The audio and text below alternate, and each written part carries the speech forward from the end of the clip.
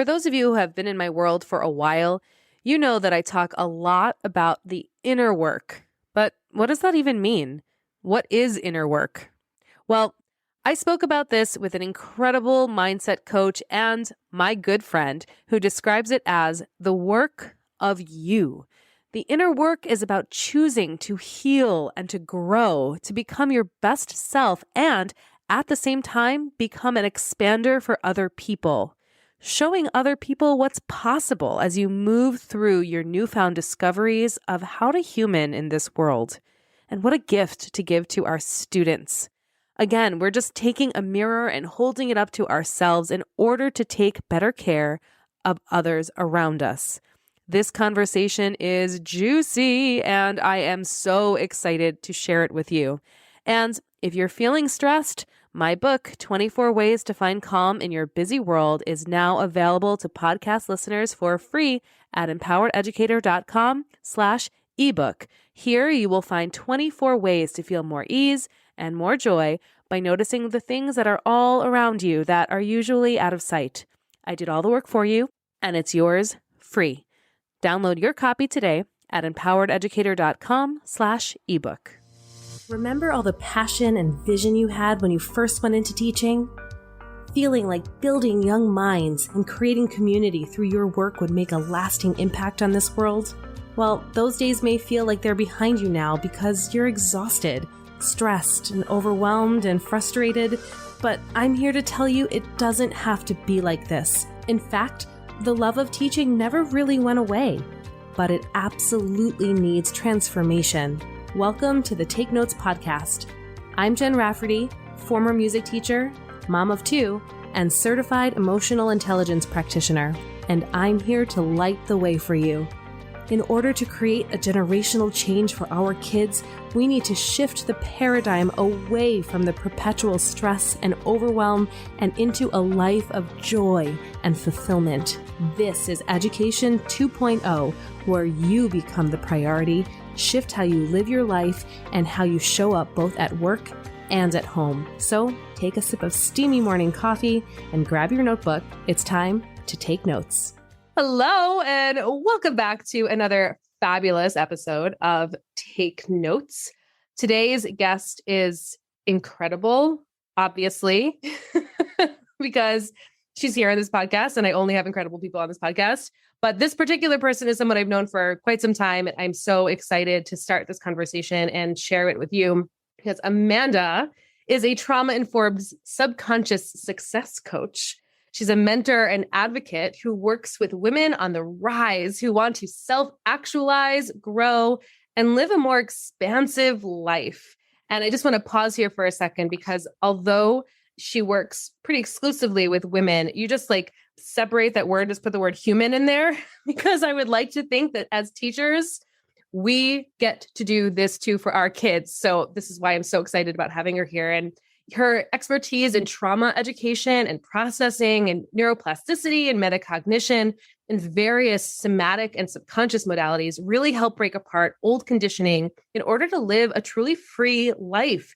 Her work empowers people to just peel away the layers of inauthentic versions of themselves and reclaim who they were always meant to be, and helps people understand that you have all the power, all of it, and you always have. Yes, that is so juicy. Amanda, thank you so much for being here. Thank you for having me. That is juicy. When you read it, I'm like, what? That's amazing. Who's that? Right? It's you. I know. So I would just love to start with what brought you to this work. I feel like this is very much a part of my life right now. The people who come to Empowered Educator are ready to do this work. So it seems very familiar, but it wasn't always familiar. So what brought you to this point where this was something you really wanted to pursue and then share? Yeah. So, at the core, what brought me here was my own deep inner work. As I leaned into parts of myself, like the flashing neon sign over my head that I had my whole life that said, come tell me all about you and your problems and let me help you. Like I've always had that neon flashing sign. And as I leaned into, using that and recognizing that about myself, it really kind of started to open my eyes to the deep inner work journey that I really needed and wanted for myself. And as I went there, I found myself really, really, really wanting to increase that work with other people and create my actual life around what it means to do your own inner work and teach other people how to do their own inner work, and really raise the consciousness of the world. So for me, that's really a big part of the journey that brought me here. And that neon sign is something I think a lot of people can relate to.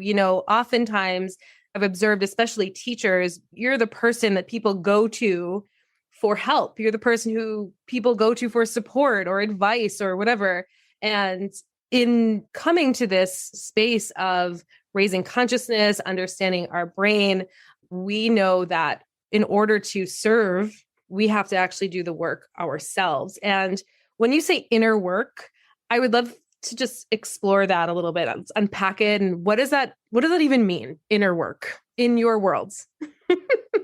Okay. Concisely, we would subject it, we would title it the work of you. So the beliefs you hold, the way you feel, the way you think, the way you learn, the way you emit your energy, the way you manage your own energy, the way you experience the world around you. Then inner work is the core, the root of every single thing that you experience throughout your entire life. If you are a constant learner and worker of your own inner environment, then you continue to actualize and experience things externally that are elevated and expanded and bigger and better. And so inner work means choosing to heal, choosing to grow, choosing to expand so that you can become someone who is an expander for other people, who is somebody who can take what you've done with yourself and drip it all over the people who are around you.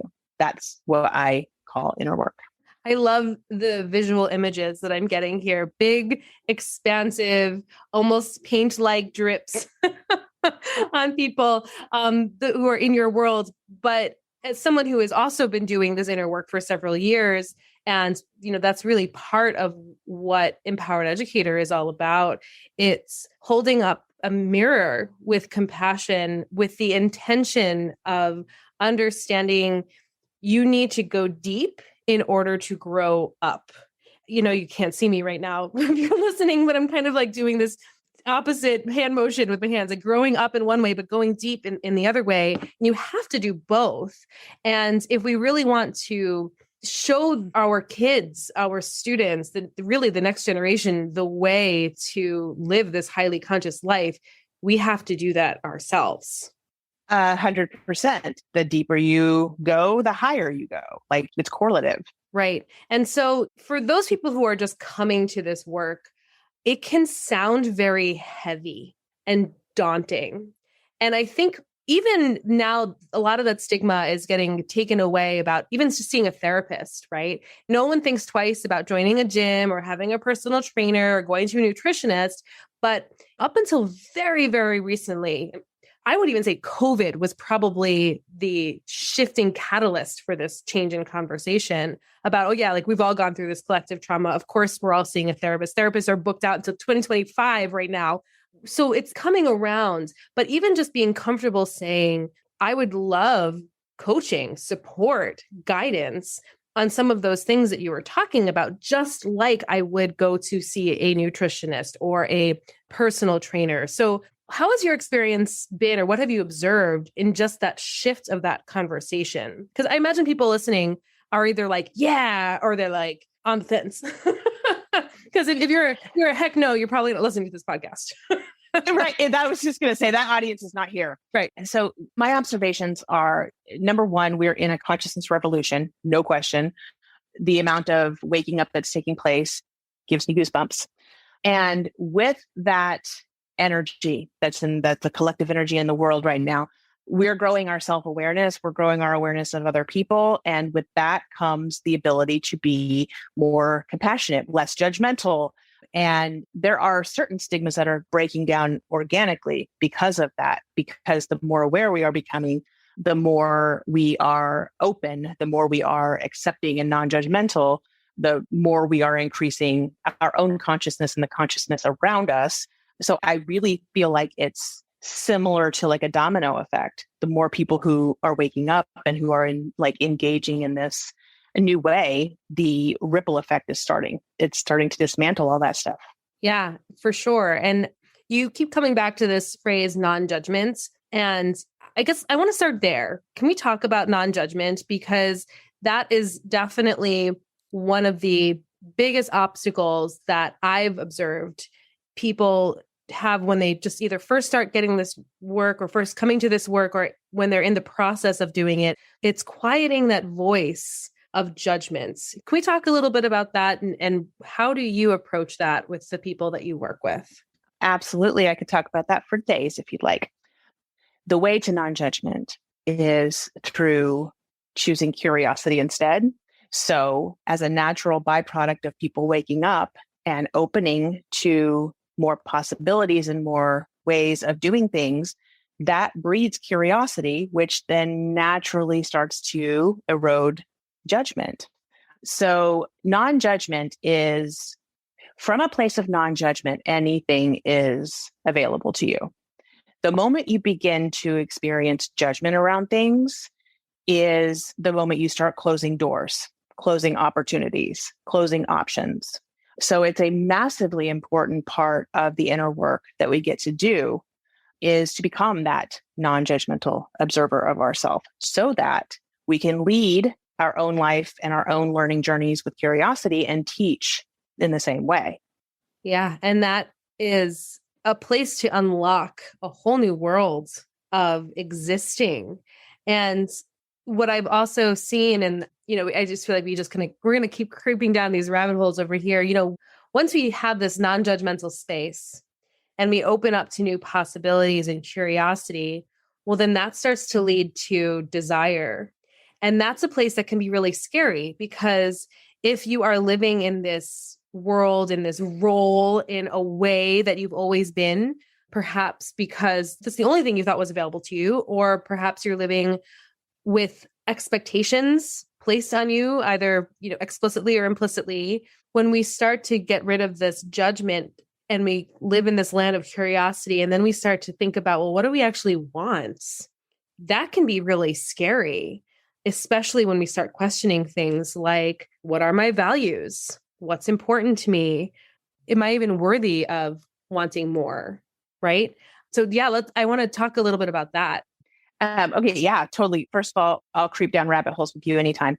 Next on the list, I love that you use the word desire, and desire and want and all of that goes hand in hand. And what would likely surprise people is the frequency of people with whom I work who say they want things and say they want, like, for example, freedom. That I'm going to go with freedom. It's a big one in the work that I do.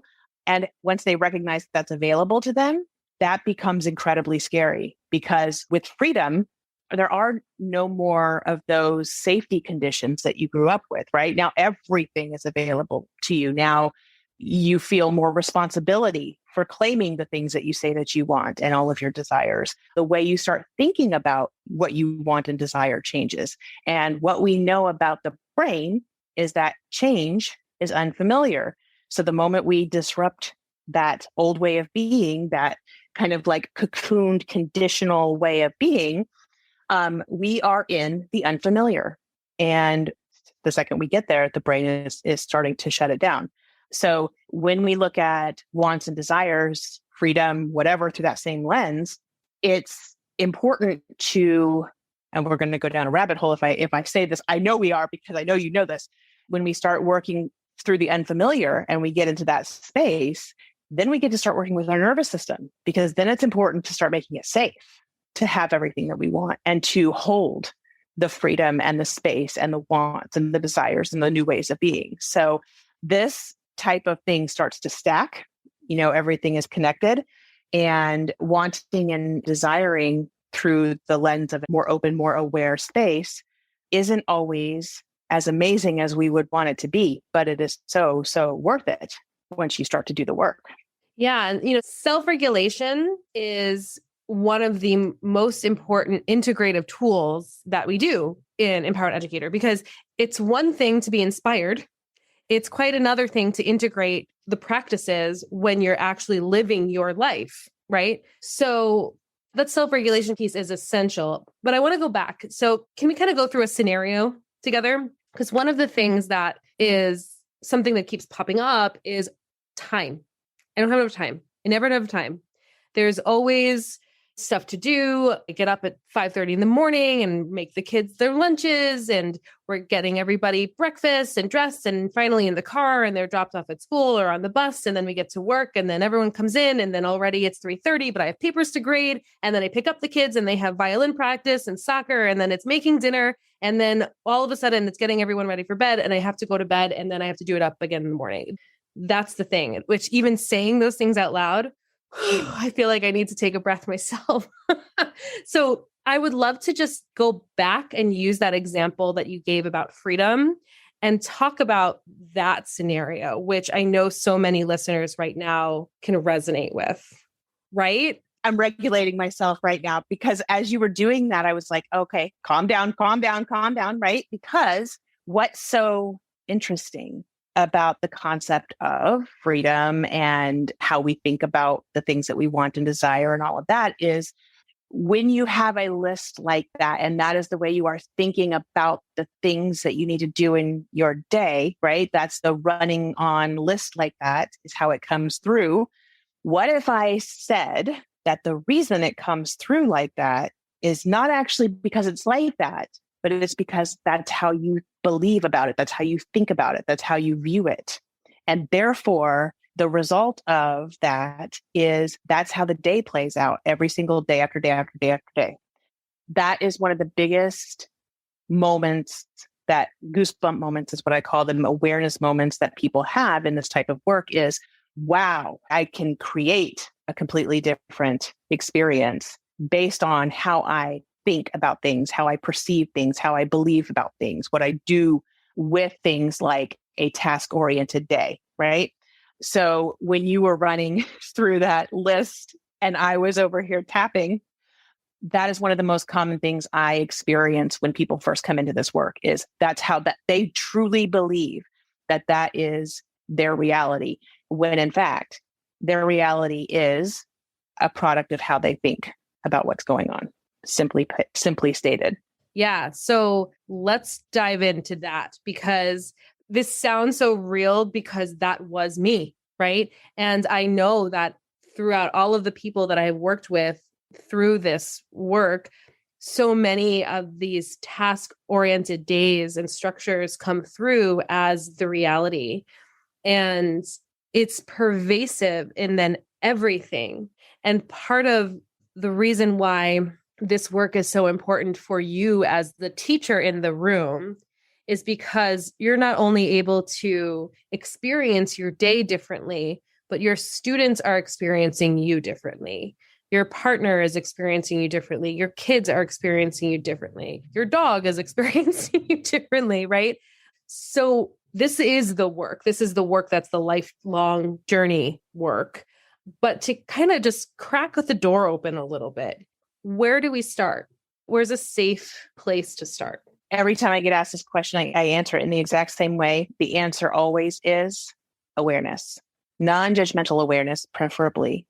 That will come, but awareness. The truth is that we can't do anything about what we can't actually see and notice. So anytime we look at, okay, what's step one? Step one is always awareness, noticing, and not noticing outside of ourselves, noticing inside of ourselves, noticing what we may be producing, what may be coming through us out into the external, noticing how we feel when we run through a task-oriented day like that, versus if we imagined and chose to imagine running through our task-oriented day with more ease, with more flow, with more breathing, with more relaxation involved, noticing the difference in how we feel, noticing how we feel when we are doing things in that old chaotic way, right? Noticing how we speak, noticing how we react, how we respond.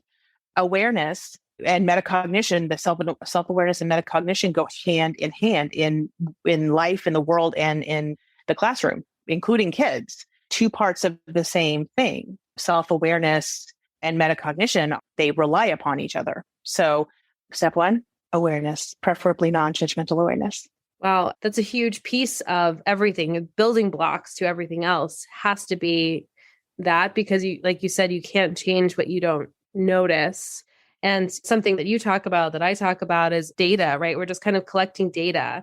And once we start looking at it like that, that's when the curiosity can come in, because we're not making it mean anything. So I got home from a busy day and I snapped at my kids.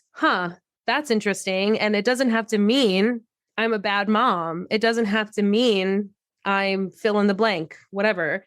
But that is a moment where you can pause, reflect, and just get curious about, okay, well, what am I feeling in this moment? Are my needs being met? What's happening here? Is that kind of, that's it? Yes. And I want to add to this, and something that oftentimes it's not talked about as frequently, but is super important to what you just said in the example that you gave. Like, I came home and I snapped at my kids. That's so interesting. When we talked about curiosity versus judgment and the importance of self-awareness as the first step, what I want to make sure that your audience hears around this is, when we approach something with curiosity and we notice it, if we turn around on the other side of that and judge it and make meaning, that must mean I am such and such kind of parent. That must mean I'm blah, blah, blah. We have removed our own visibility, our own awareness into what we need to see in order to shift and change it. The second we judge it, we close the door on what we noticed. So it's very, very important to use the data analogy. It is information. It is awareness. It is what we need to know in order to be in a different way. And what I want to, I guess, highlight here too is, again, this work, while yes, it's about you, it's also about the kids in your world who are developing their own sense of self, their own sense of self-concept, their self-identity, developing their self-efficacy in different contexts.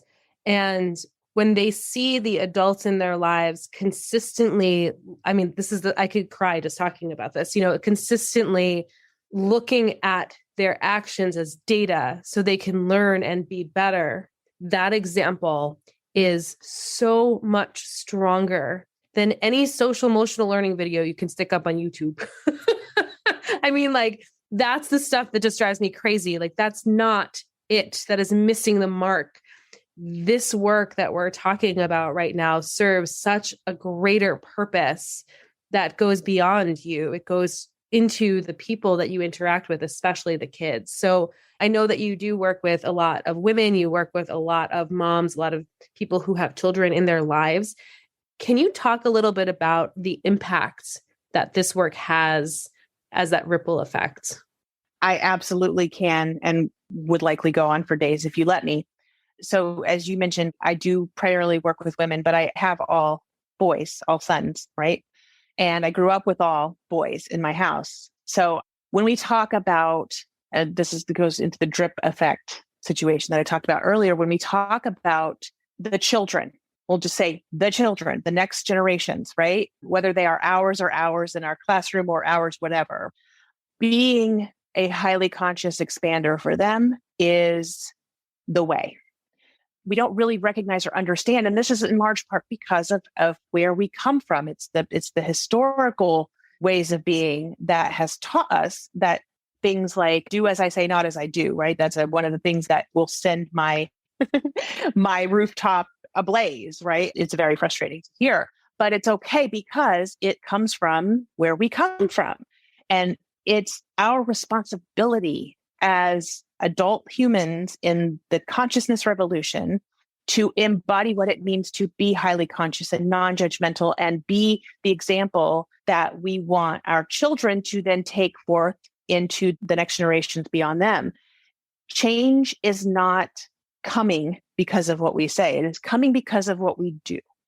And whether you are being a highly conscious teacher or a highly conscious parent or a highly conscious therapist or fill in the blank, if what we want our children to do is learn how to optimize their own trajectory through this human experience and how they experience it internally and externally, then we need to model what that looks like. And what that looks like is choosing to continuously do this inner work and raise our own consciousness level and elevate our self-awareness and become the example of what it means to be highly conscious. I could go on about this for days. I'm going to stop there so we can put a pin in this and you can ask a question if you want, but I could talk about highly conscious XYZing for the rest of this podcast and whatever else is left in your episode doc.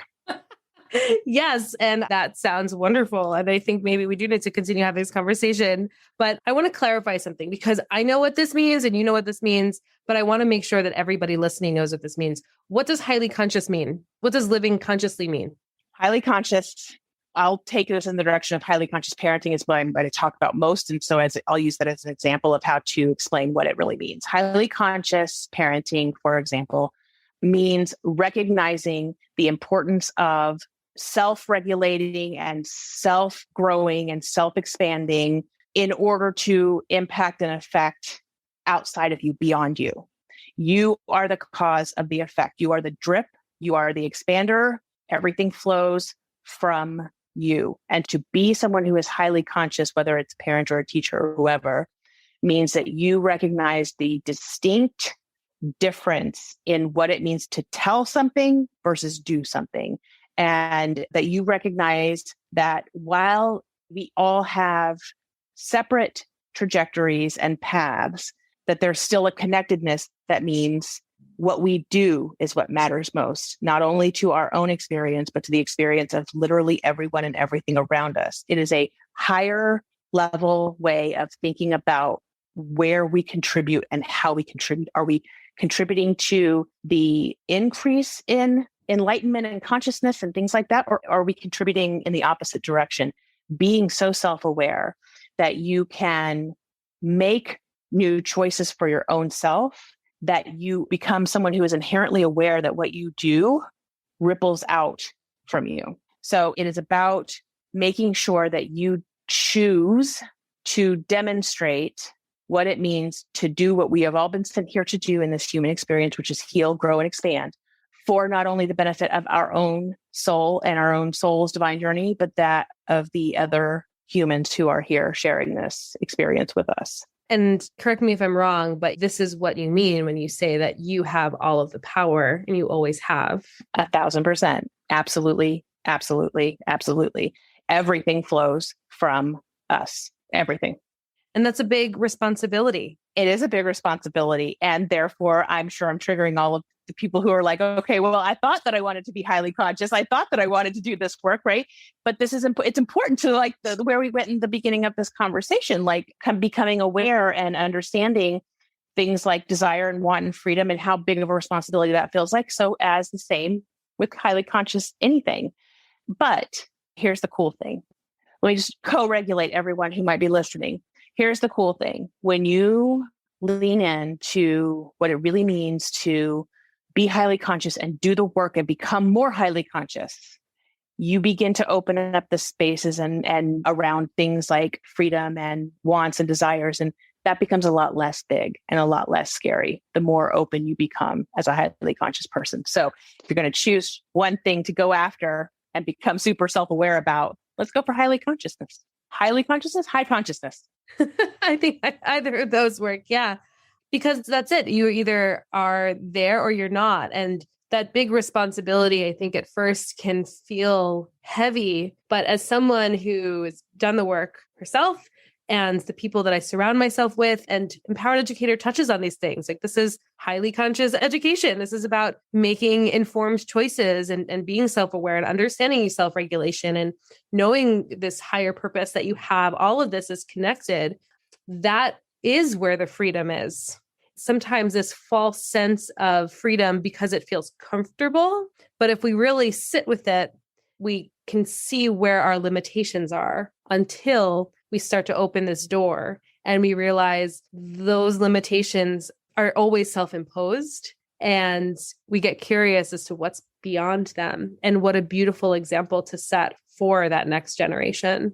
Yes, absolutely. And I love the way you said that because it opens curiosity further. We get more curious about how good can it get? How much can I actually expand? We come from this very, very, very myopic set of paradigms and conditioning in the world and our upbringing. But the truth is that because everything flows from you when you are becoming a highly conscious XYZer, everything from that lens, everything really truly is available to you, right? Because if you correlate that, everything flows from me. Great. Then I get to choose literally anything and everything that I want. And I can then, from me, create it. It's an incredible journey to be on. And freedom takes on a whole new meaning. It's not as scary.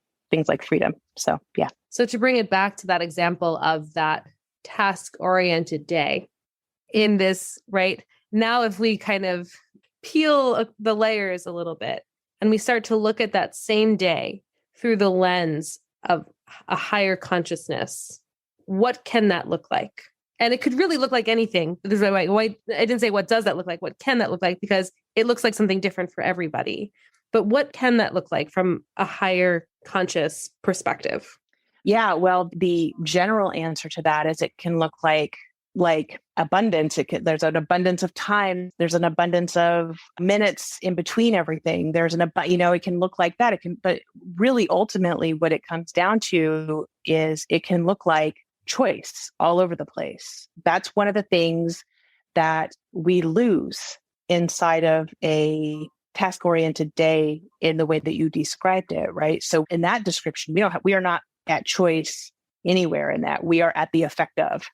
And when you are at the effect of, including a day or a set of tasks, you are living through victimhood energy unintentionally. And that is a very low level of consciousness. And so when we look at how it can be, becoming more aware and approaching it through a higher level consciousness, the very first thing we gain is choice. We gain our choice back. We gain our ability to choose to delegate, to choose to take things off the plate, to choose to slide in moments of breathing or meditation in between things that would shock you as to how much time you would feel like you gained if you actually took away the time from the task-oriented list and used it for breathing or meditation instead. When we gain our choice back and we are approaching things like that from a higher consciousness, everything expands because we expand. So the time doesn't feel the same way. The tasks don't feel the same way. The minutes in between don't feel the same way because we are not feeling the same way. So that's, for me, the most significant shift in looking at something like that task-oriented day through the lens of higher consciousness is the ability to regain your agency over choice. That changes everything. Yeah, agency is everything. And that's really also one of the fundamental things about being empowered. It doesn't feel very empowering when you are feeling victim to your day and seeing it through the lens of where in this day do I have agency, or where in this day can I reclaim my agency. That in and of itself is a game changer. And you're right, can certainly have a huge impact on what your day feels like, which ultimately is the entire goal, is how you are feeling. Yes, 100%. And when you do that, the way that everything else around you is experienced by you and because of you changes. So when we talk about like teachers in the classroom, for example, or parents who have a massive task list, or a combination of both. Let's take the teacher or parent with a massive task list.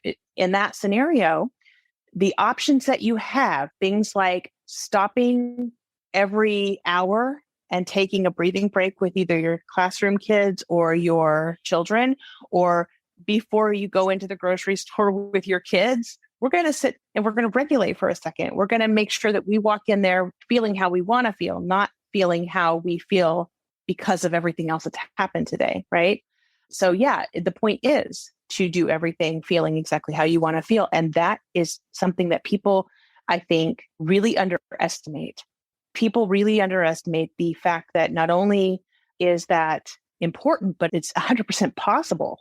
You can become someone who chooses how you move through your day, feeling how you want to feel.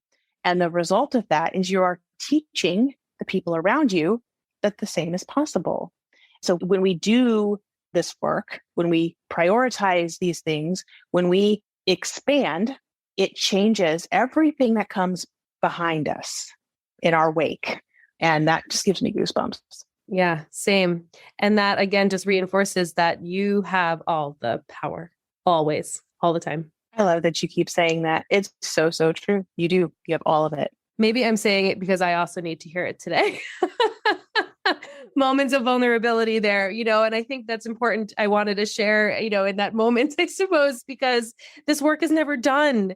These are practices that you and I practice every day ourselves, because every time we reach a ceiling, it then becomes our floor and the process starts all over again. And I think this is one of the most beautiful pieces about being human is this work. And I'm grateful that I found it. I'm grateful that you are here as part of my world in all of this too. And I'm grateful for the folks who are totally on board being like, yes, this is really the way we change everything. Yes, I receive that. And same. Watching you do this in this area of the world is, when I think about it, it makes me emotionally happy, because the access that educators have to the little humans who are going to be coming after us and living in the aftermath of the consciousness revolution, like this is the time. This is the time for everyone who has access to little humans to become what they want to see for those humans, that to model, to expand, to start that ripple and make it louder and make it bigger. So yeah, 100%. Yeah, which leads me, of course, to the question I ask everybody. What is your dream? I know I get all choked up too. I mean, this is the stuff that fuels me. So what is it? What is your dream for the future of education? Oh boy. That more amazing humans like you and those who you serve will choose to do their own inner work, so they become a highly conscious drip source for every student, everywhere, every day, because that's how we send the ripple effect deep enough to really see it return a massive wave in the consciousness revolution.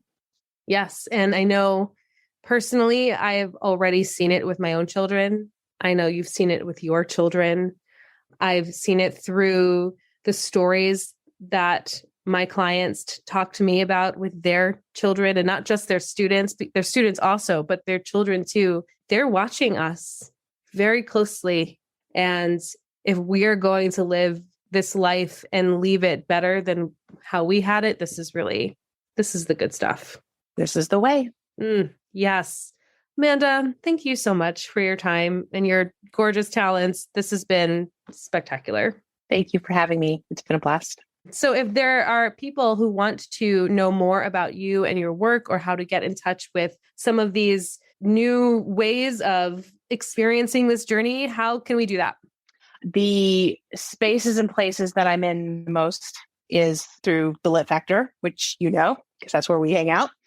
So that's the easiest, best, most relevant place that you can get in contact with me. That is where I am doing this work on a daily basis, living and breathing it into every single human who comes across my path. And it is the coolest way to become what it is that we've been talking about today, in my personal opinion. So yeah, get in touch with me. Go to litfactor.com. That's where you can find all of us. Amazing. And yeah, I will put all of those links obviously in the show notes too. And yes to all of it. So thank you again Thank you everyone for listening today. If you enjoyed today's episode, be sure to leave a nice written review, and we will see you next time on Take Notes. Incredible, right? Together, we can revolutionize the face of education. It's all possible, and it's all here for you right now. Let's keep the conversation going at Empowered Educator Faculty Room on Facebook.